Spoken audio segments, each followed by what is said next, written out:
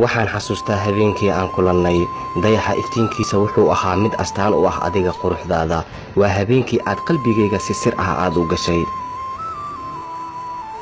dhabtii waxaad noqotay dunideeda oo idil iyo weliba sababta aan u noolahay, waayo habka aad ii dareengelisay waa midda keentay in aan mar weliba mudnaanta ku siiya adiga. ruuxii dhaayahaaga dhab u fiiriyaa dhayaal aan ka dhigan dareenkaaga, dhabtii wuxuu ku dhex lumayaa badweynta caashaqa. ma jirta meel aan u baxsado hadda, mana jirto meel aan aado. waxaan moodaa qalbigayga iyo ruuxdaydaba inay adiga kuugu hareeraysan yihiin. gacaliso qalbigayga waxaa kugu kaydsan jacaylka culus buuraha, ka qabow barafka, kana kulul dabka. waxaan rabaa inaan kula wadaago riyadaasoo ah qabyo adiga la'aanta. waxaan dib u dhashay markaan adiga ku helay, waxaan hamiyey nolol markaad adiga igu helisay, waxaan u hanqal taagay mustaqbal markaad igu tiri waan ku jeclahay. ma ogi mustaqbalka wuxuu la imaan doono, mana rabo inaan ogaado. keliya waxaa muhiim ii ah daqiiqadaha aan laabtaada ku jiro. adiga ayaa igu yidhi hadalkaas, anna waxaan ku hamiyey nafta intay igu jirto in aan laabta kugu haysto.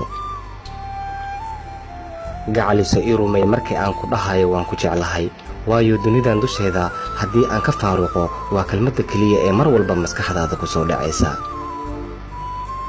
mise og tahay adduunkan dushiisa haddii aan adiga kuugu haysan, anigu waxaan ku ahay dunidan tusaale oo keliya.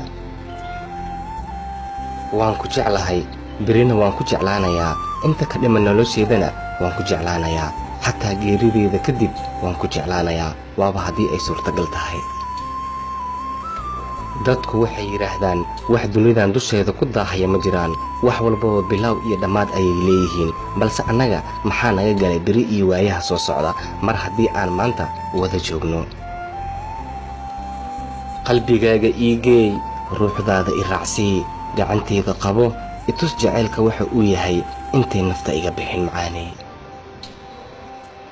macaani sideen kugu sheegaa inaad tahay hadafka nolosheeda, qiimaha nafteeda, sifaa farxaddeeda iyo weliba astaanta qalbigayga. mararka qaar waxaan ka cabsadaa mustaqbalka, sababtoo ah waxaan ka cabsadaa inaan ku waayo adiga. fadlan ii sheeg in aad iga tegaynin, ii sheeg in aad i jeceshahay, igu dheh la'aantaa ma noolaan karo. macaanay marnaba ha i weydiin inaan kuu caddeeyo jacaylkayga, waayo waxaa laga yaabaa in aan dartaa nafteeda u gooyo.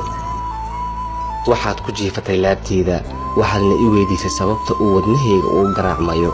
gacaliso wax kale ma aha, wadnahayga ayaa rabo in uu soo dhaafo feerahayga si uu wadnahaaga dhinaciisa u dego.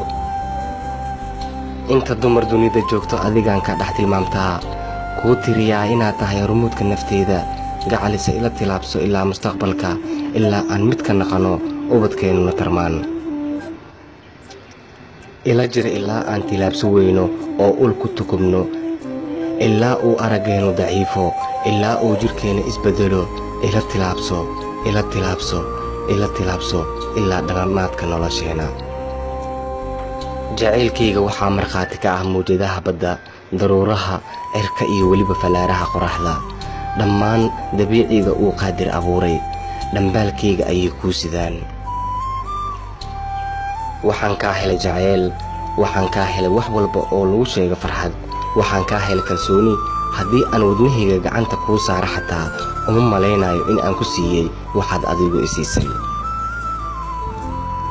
gacaliso haddii aan awoodi lahaa waxaan istaajin lahaa maalmaha, waxaan istaajin lahaa wakhtiga, waxaan xad u yeeli lahaa wax walba oo dhaqdhaqaaqaya si aan kuu dareensiiyo dareenkayga oo keliya.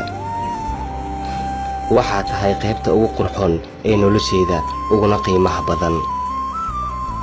ogow haddii uuba jacayl jiro waa midka aan aniga adiga ku hayo.